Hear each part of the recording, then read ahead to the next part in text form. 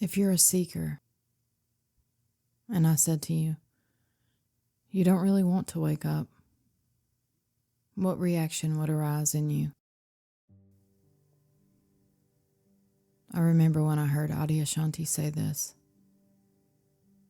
I had been seeking for years. I reacted with resistance at first. Of course I do, said the mind. I want to wake up more than anything. I thought of my earnesty and dedication, and it was because of my openness that the next question was, but is that true? At the time, I trusted Adyashanti more than my own logic. And although I didn't understand how I was sabotaging my awakening, I was open to seeing it. So I made an intention that I wanted to see what I didn't want to see. This not really wanting to wake up is completely natural, and it happens on a subconscious level, and we can become conscious of it in hindsight. But right now, let's plant the seed of openness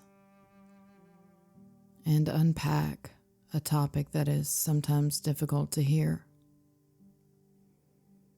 Become familiar with the undercurrents and hidden longings that pull us back again and again into the comfort of being someone. Why doesn't the sense of self really want to wake up? We start off as seekers, on fire for the truth, confident that I want awakening more than anything. But if you slow down and notice, you'll see an ancient part of you that isn't announcing its agenda.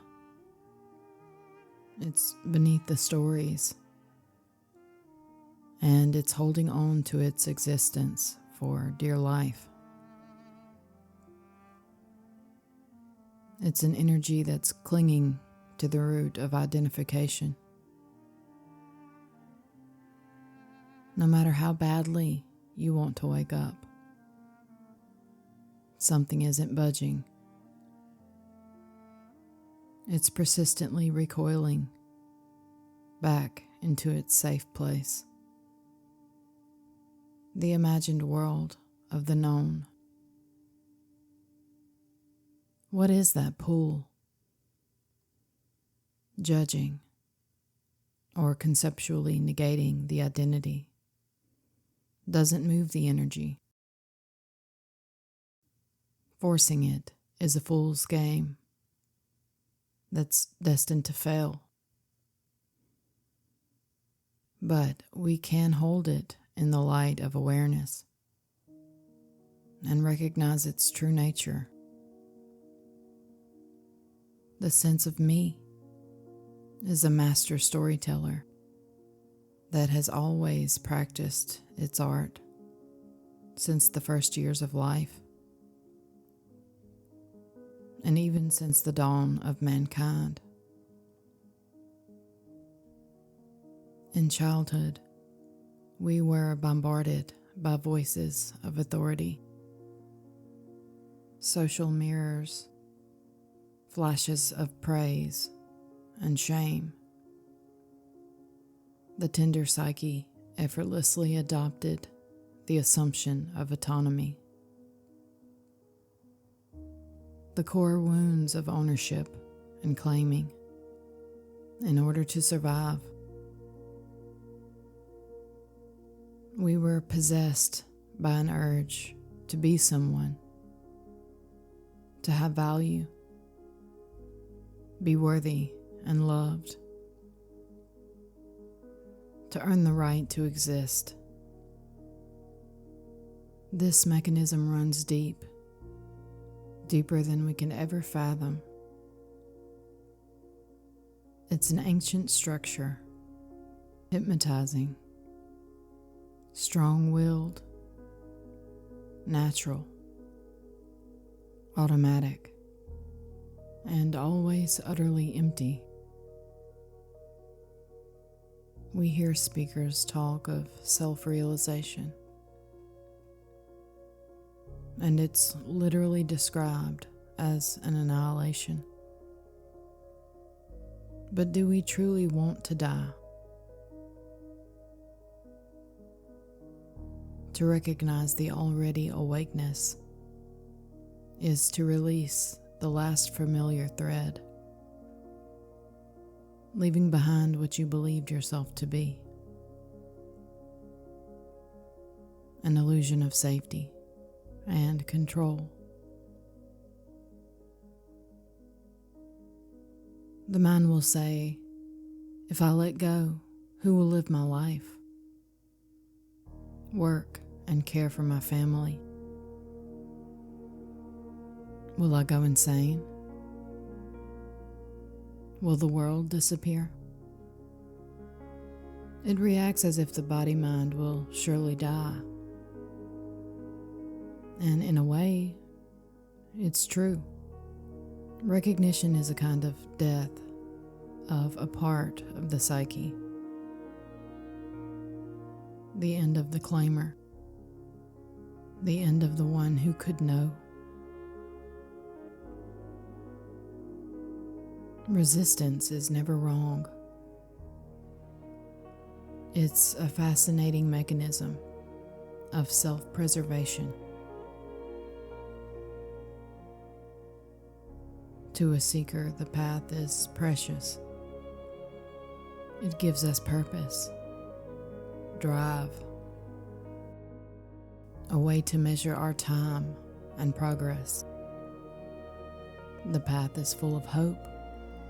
We consume vast amounts of spiritual knowledge. We practice, measure, weigh, and compare ourselves, ever moving forward towards this future arrival. But to truly surrender, in a sense, would mean a loss of my relationship to my adventure, the thrill of becoming, evolving, progressing.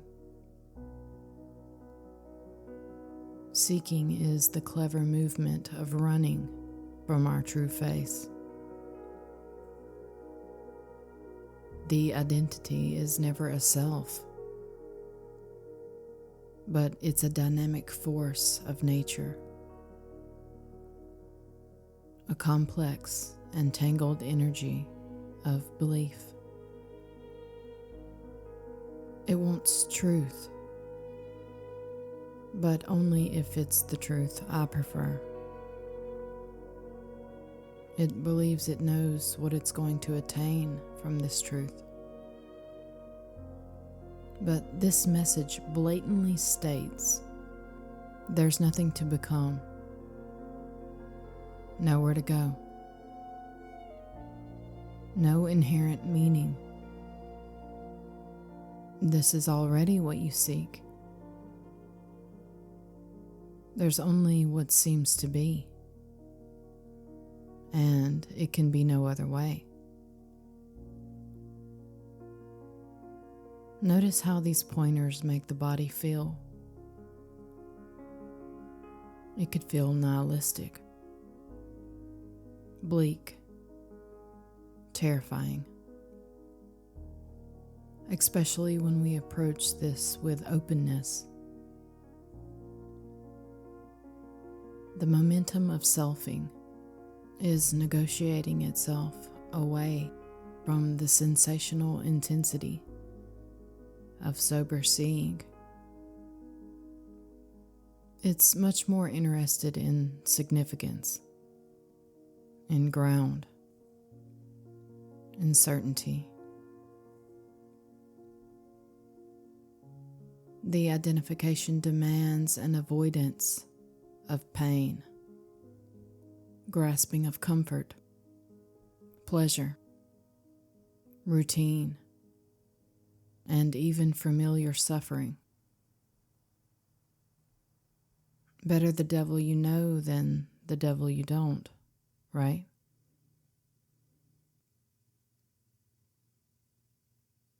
Being a me is never actually being a me. But it's the only safe place we've ever known. We'll take the suffering that comes with identification, as long as we get to keep our precious sense of control. Avoiding the void at all costs. Not consciously, mind you. Thoughts will convince you that you are doing everything humanly possible to recognize wholeness. Seeing through the energy of identification threatens everything you know to be true. Everything.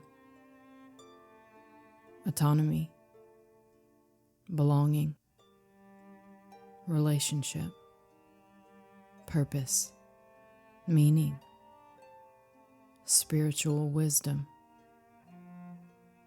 finding something that will fix me. The list goes on and on. The sense of self is the cornerstone of all that has oriented us. Reality as we have known it. Our hopes, dreams, roles, and our stories are built on this structure.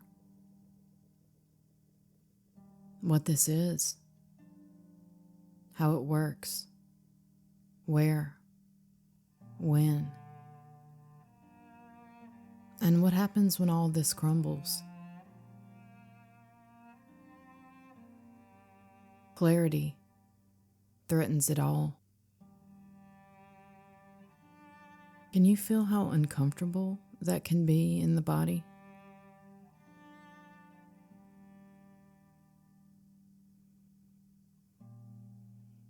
If there's no one left, how could I love another? Who could love a no one? Clarity also promises to rip away our beloved gurus and authority figures, our ability to map and strategize, our invaluable expectations and conclusions, our hopium. And this self-sabotage doesn't appear as blatant commentary in the mind. It won't say, "Oh, I think I'll sabotage my psychological maturity today." It's a beautiful day for that. It doesn't tell you why it's throwing your worst fears at you. It wants you to seek forever, so it can survive. This is the energy of desperation. As long as I play the game, keep moving, project, strive, and distract, I'll be safe. But that voice isn't actually referring to you, or anything at all for that matter. It's an empty trauma response to a world that demands more than you can ever give. An innocent mechanism that's only trying to help you cope. But it can only really help with practical and creative endeavors. The rest is neurotic suffering. We can discern the difference. arrogantly living as if I know what's going on here. We've never had the capacity to know anything, not as these limited creatures. Arrogance is always innocence, trying to help. Waking up means everything is included. The grief, the shame, the unresolved past. The sense of self resists because it fears being flooded by old pain. It believes feeling fully will kill it. And it's right. So it stays busy, searching, fixing, deserving. Anything but sitting in raw, unfiltered presence and noticing what is. Anything but dropping the stories out of a pure curiosity for seeing what could be seen. Anything but the unknown.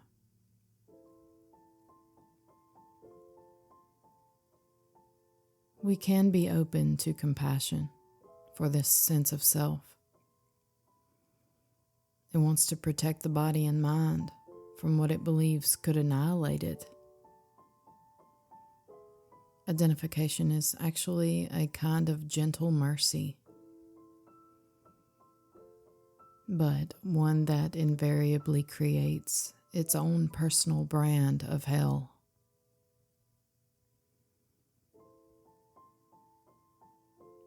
We want awakening to feel like a glorious and sustained mystical union with God.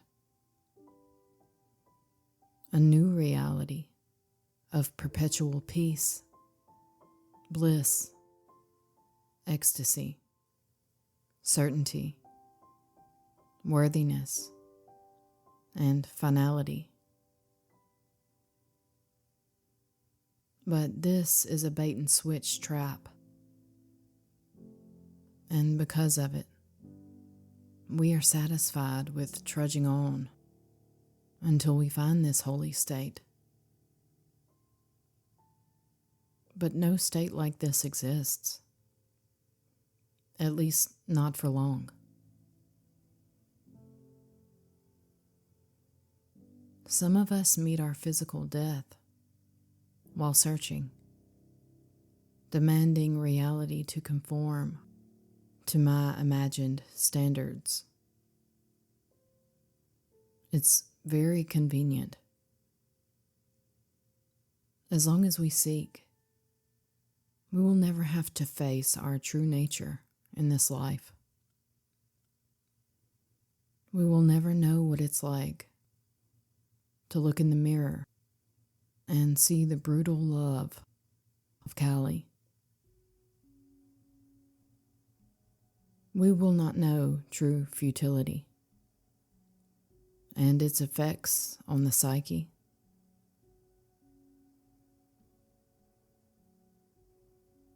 Not until we are willing to give up the second-hand symbols we inherited from society, to see through its meaning, to sacrifice what we think we know.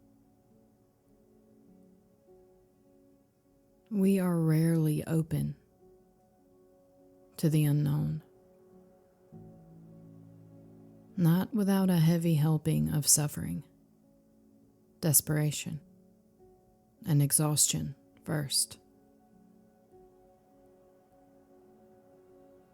This appearance resembles messiness, ordinariness, and unresolvability. It just does.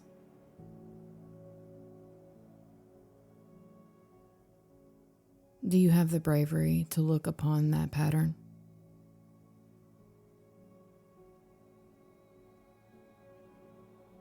We refuse to see heaven on earth through the open eyes of unknowing. We aren't willing to be wrong about everything we believe we know about this, to feel the full-on vulnerability of this human experience. Until we are, we automatically recoil from this mundane miracle because it seems to have no immediate value to me. And I know this can sound confronting, but it's not personal. That can be seen. It says nothing about you.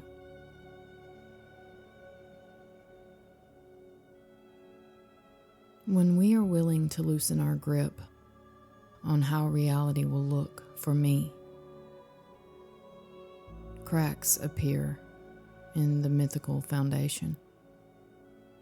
We begin to truly feel as if for the first time, without our comforting disassociation and filters of protection, imagining something better than what obviously is. We finally have an opportunity to notice that fully feeling is not going to kill us, but we won't see it until we're willing to feel it. And we have the capacity to embody the expression of vulnerability, futility.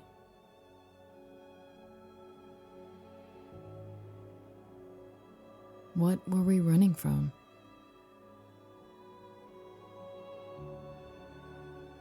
The last strategy we want to consider, and the most compassionate act, is to fully include the resistance in already thisness. We would commonly rather spiritualize it away or whip the self into surrender. But there's also the potentiality to cradle this fragility as part of the non-dual field, to honor and show an open reverence to this ancient, innocent drive to survive, to belong, to be someone.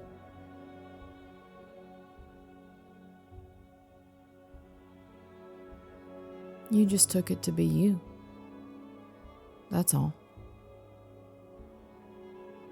But it's only one of the infinite appearances within you, worthy of existence and the light of awareness, allowed by you already. Just notice.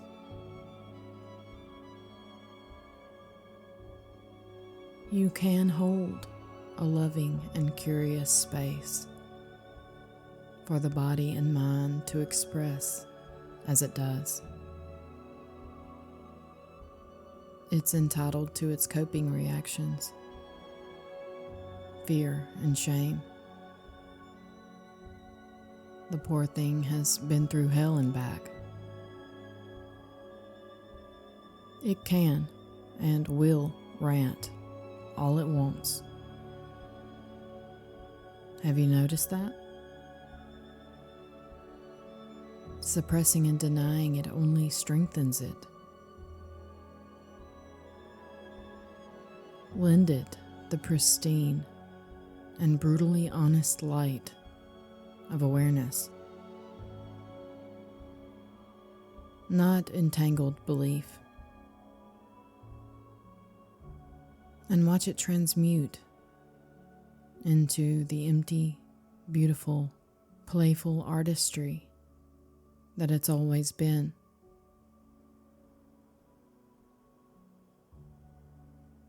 Notice not its stories, but what it's trying to avoid.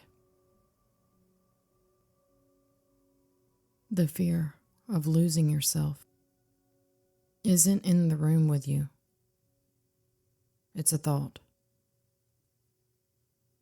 Rebel against the conditioning of society and dare to see reality for yourself, for what it is.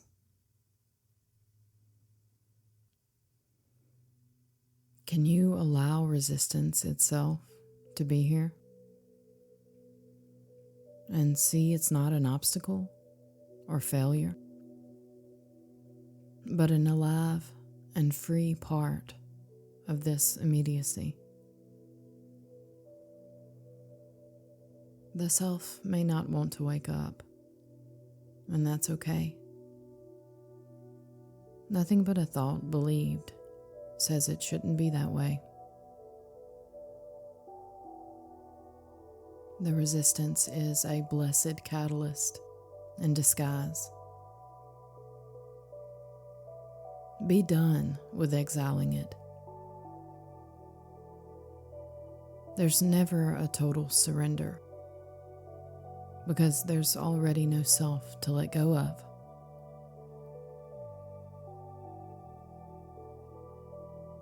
Life is a tapestry.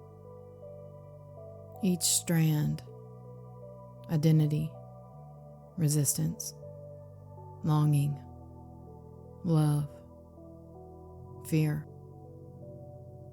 all seamlessly woven through the fabric of being. Awakening doesn't cut out the unpreferred threads. It just shows us the vast openness between them. Not one strand is ever rejected. Even the rejection is freely and equally allowed to be already. This reality is intimately what you are. It can be trusted. See for yourself that you are literally the space that allows beliefs of not yet this to express. Is that not clearly this? This awakeness?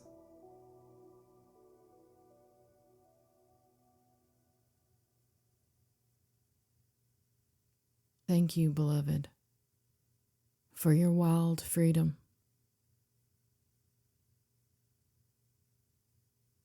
Your already unceasing openness to all that is.